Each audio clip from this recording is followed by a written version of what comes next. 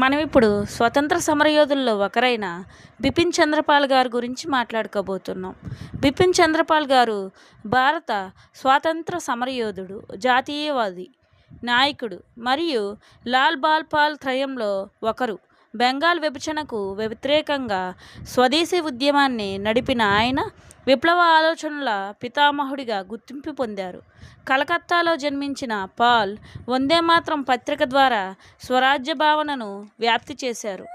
ఆయన నవంబర్ 7, 1858 బెంగాల్లోని సిల్వర్ జిల్లా పోయిల్ గ్రామంలోని ఒక సంపన్న హిందూ కుటుంబంలో జన్మించారు.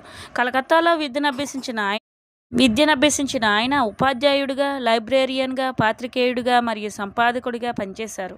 1886లో కాంగ్రెస్లో చేరారు. స్వదేశీ, స్వరాజ్, బహిష్కరణ మరియు జాతీయ విద్య అనే 4 ప్రధాన అంశాలను ప్రచారం చేశారు.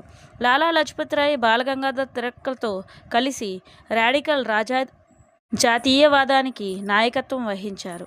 ఇండియన్ నేషనలిజం, స్వరాజ్ మరియు ద ప్రస్తుత పరిస్థితులు, ద సోల్ ఆఫ్ ఇండియా వంటి పలు పుస్తకాలను రాశారు. బ్రహ్మ సమాజంలో సభ్యుడిగా విధవా పునర్వివాహాలను ప్రోత్సహిస్తూ కుల వ్యవస్థను వ్యతిరేకించారు. సహాయ నిరాకరణ ఉద్యమ సమయంలో గాంధీజీ పద్ధతులను ఆయన వ్యతిరేకించారు. మే 20, 1932 కలకత్తాలో మరణించారు. ఇది బిపిన్ చంద్రపాల్ గారి గురించి.